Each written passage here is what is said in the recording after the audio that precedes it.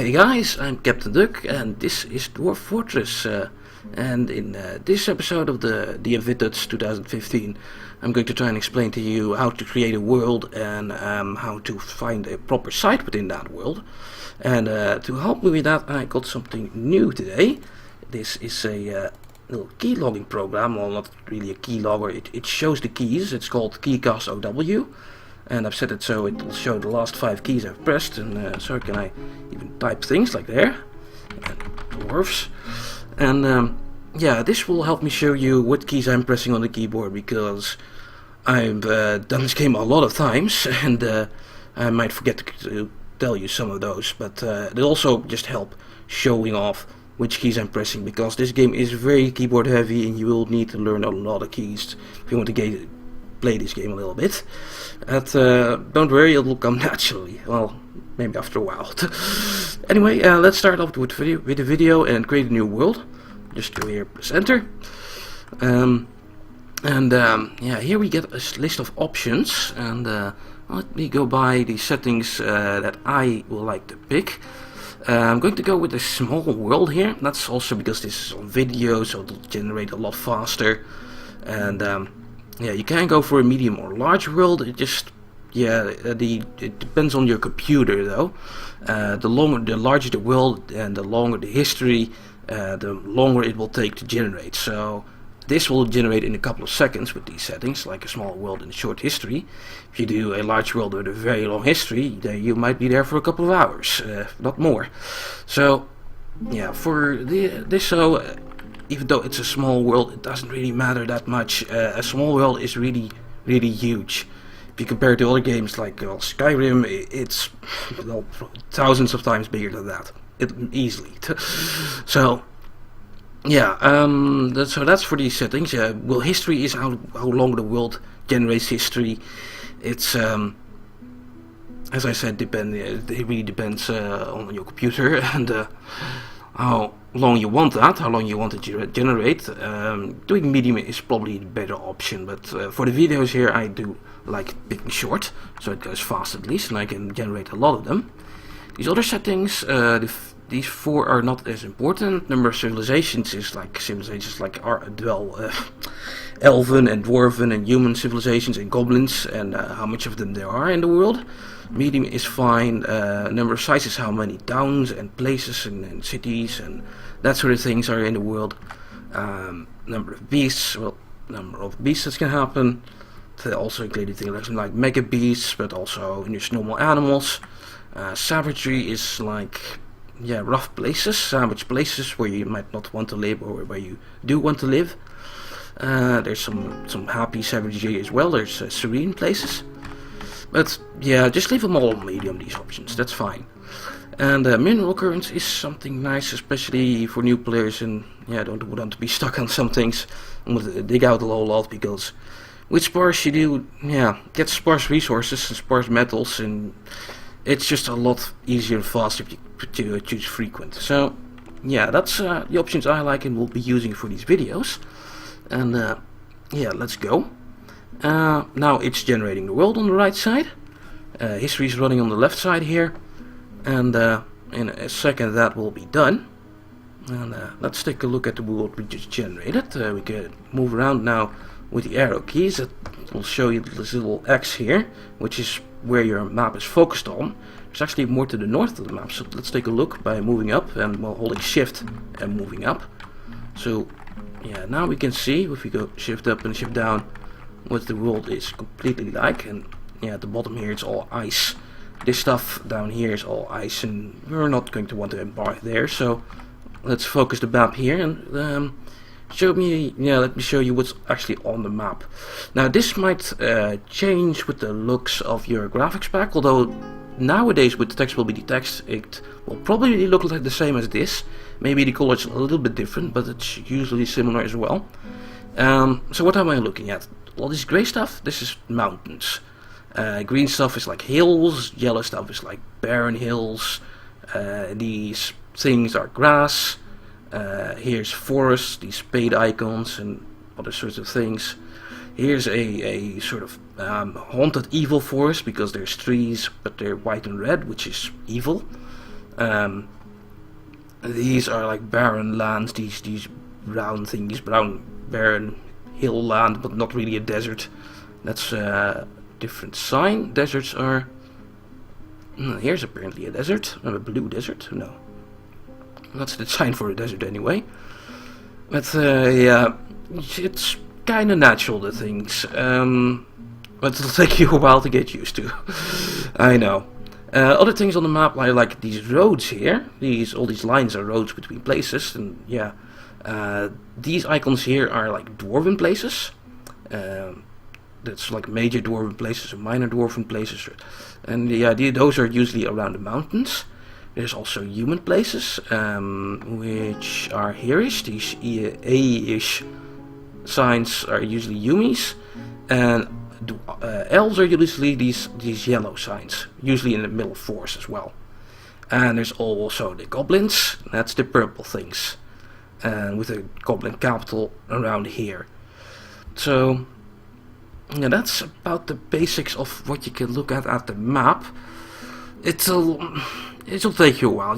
We'll take a bit more, better look at the map in the next section where we're finding a site, but now you have a bit of an idea where to go. Now there's also one special thing in which I really want to embark on, and that's a volcano. That's this little icon right here. I think it's carrot sign it's called, and it's this icon. Shift. Okay, Shift 6 doesn't really like it like this, but yeah, that's the icon.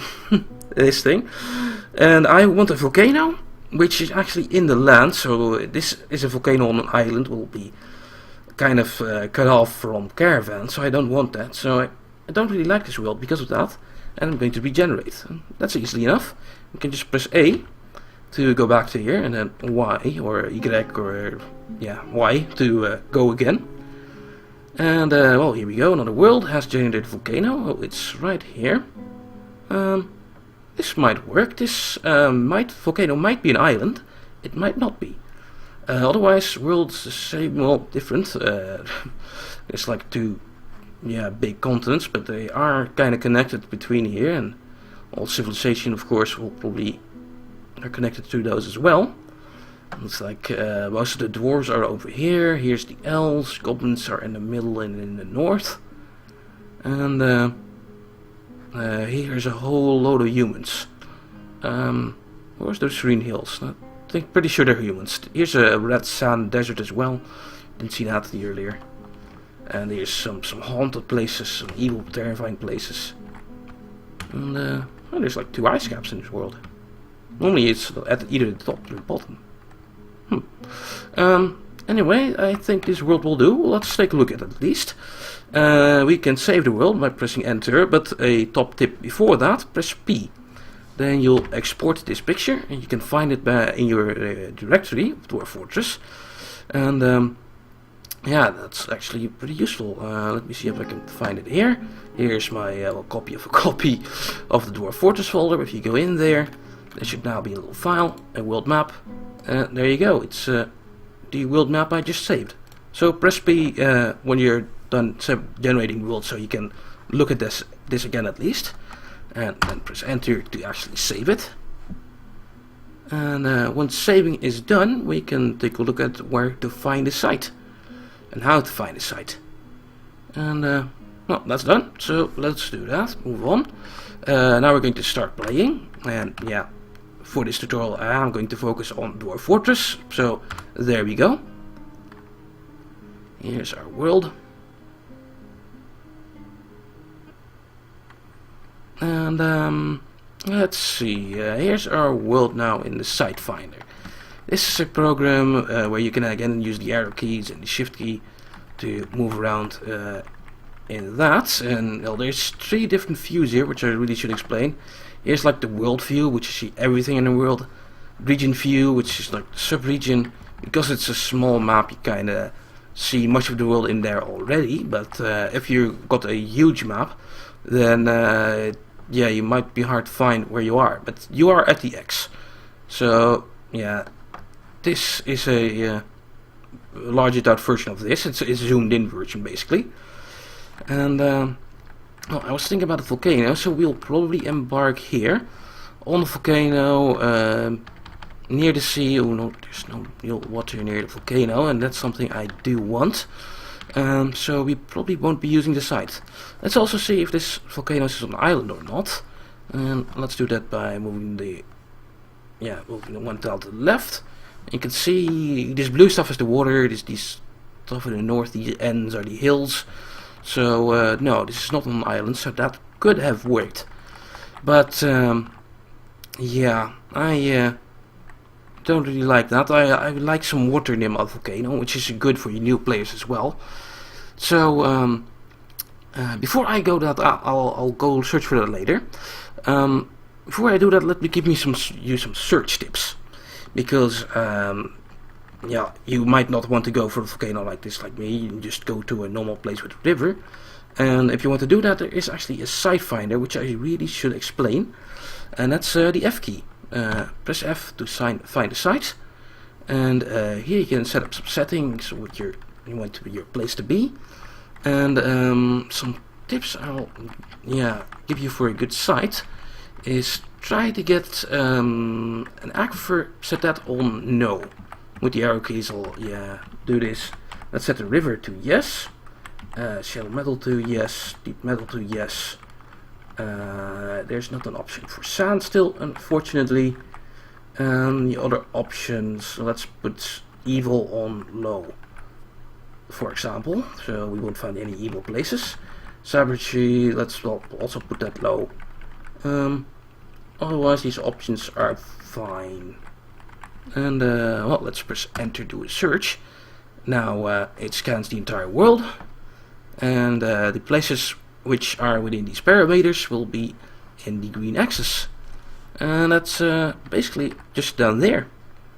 Okay, when you're done and you want to browse the results, you can press escape, or yeah, that's basically what you need to do now, and they'll still show on the map.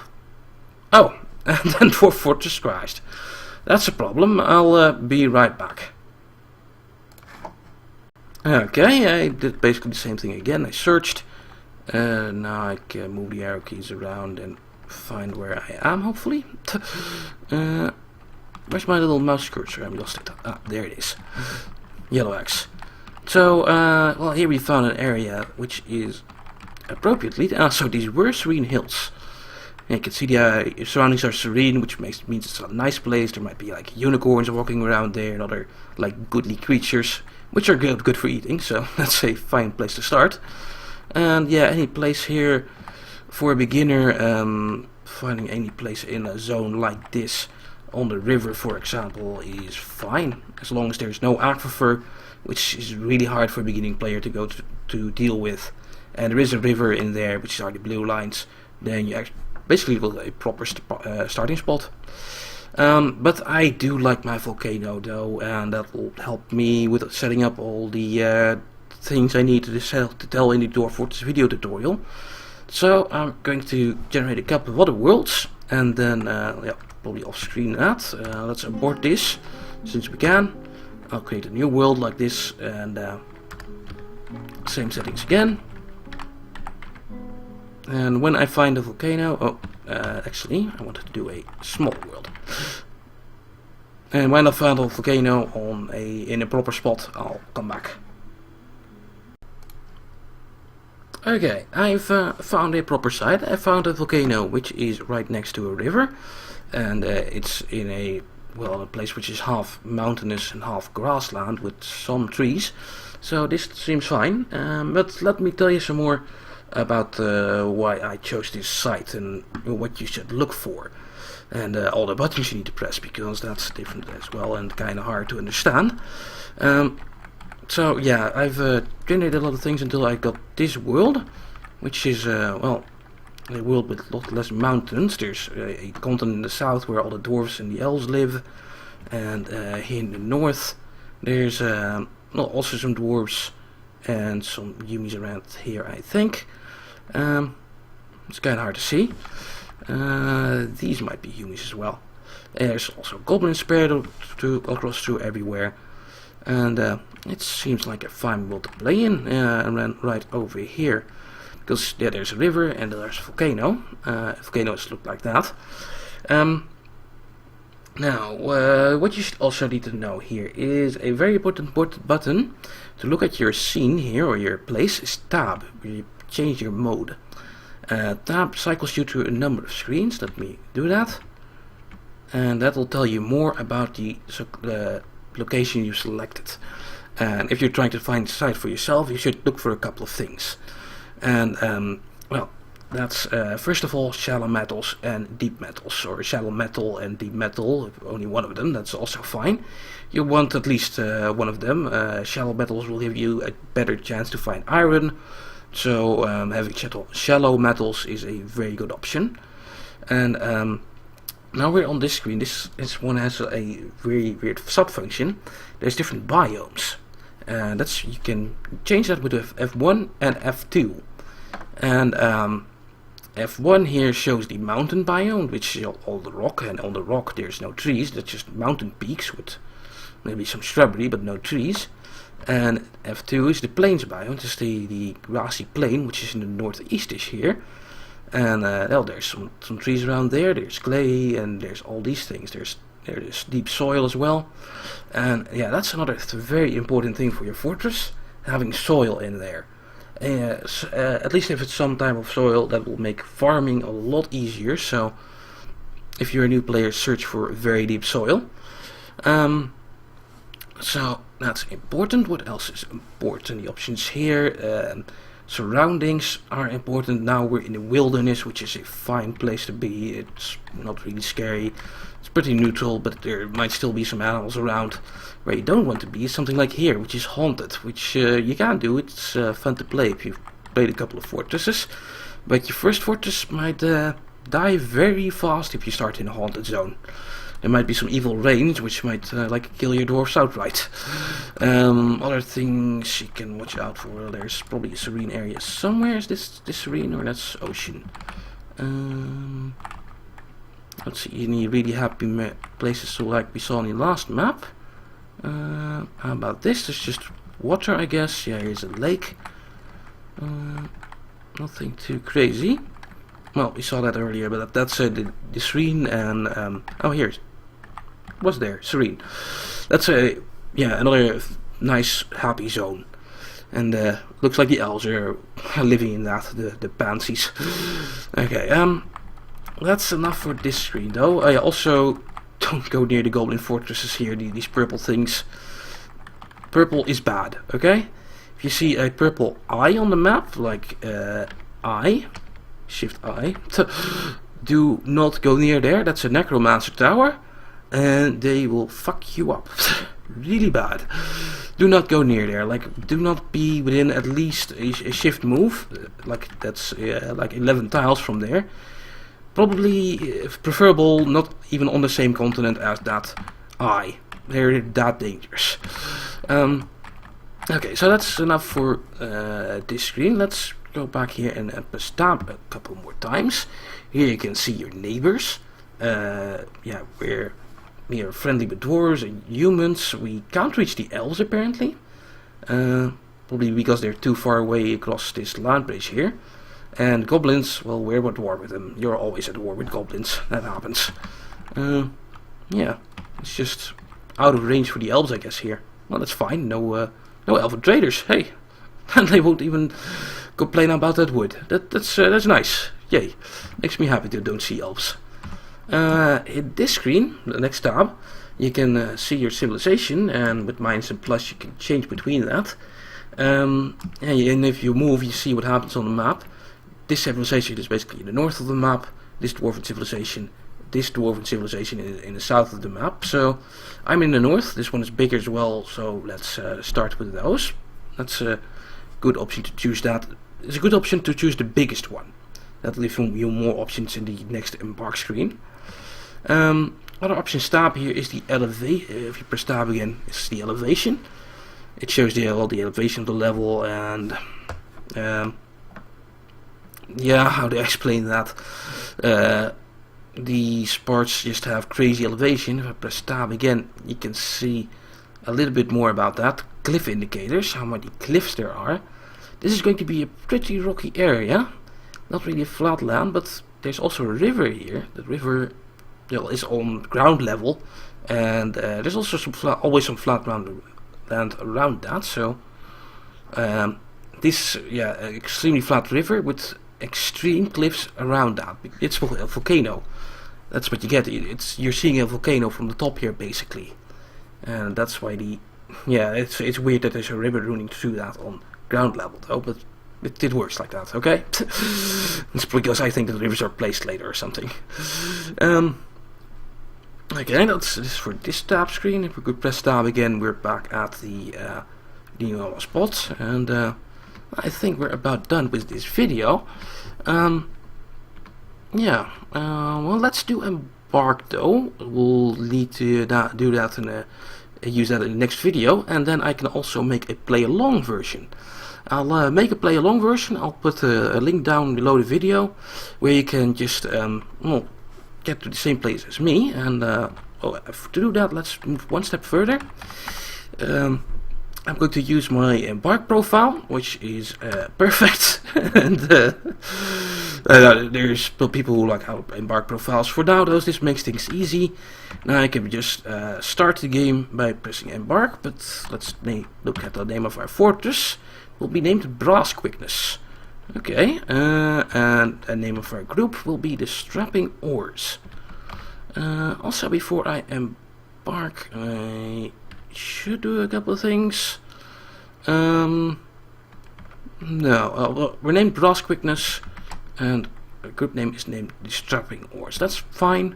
Let's just embark by pressing E. I could make another video about this screen, but I have the embark profile now, which you can just load up, just like I did just now. Go to the DFVIDTUTS2015 embark profile, load that up, and there you go. And now you just press E for embark. The game will take a little while because it's generating the site sort of. And you get this screen, and this screen is still a little bit of things. Also, here the dingoes get hungry. That's which animals might be near but probably aren't. I've never seen dingoes show up. Maybe dingo men, but not normal dingoes. Anyway, press enter and you're actually in the dwarf fortress. Now the tileset loads and things look a little bit different again. And hey, we can actually start playing. And I can make that play along edition. So I'm going to do that. I'm going to save this. Make a play along edition, update that. I'll put the link below the video, and then you can load my save from this point where I am right now, and play along if you like. Okay, I think that's enough for this video. I'll see you guys in the next video where I'll explain more about what you're actually looking at in the Dwarf Fortress world. So I'll see you guys later. And here it is. I just uploaded the play along edition from what I just made, and here it is on this little URL. I'll put the link below the video so you can click that. And if you want to play along, get this version, and it has all the settings which I just set. Okay, this is the real end of the video, so I'll see you guys later. Hey guys, here's a quick little note to show you my Patreon page. It's patreon.com/DFVIDTUTS. This is a site where you can give artists like me money so we can get a little bit more stable income per month. Please think about supporting me here, it would mean a lot to me, and then I could focus more on making videos. Also, as an added bonus, you can get yourself dwarfed. There's a dwarfing list, and if you sign up for the Patreon for at least $1, you can get into that, and then you can actually walk around in my fortress. Well, at least your name will walk around in my fortress. So, please think about supporting me on the Patreon.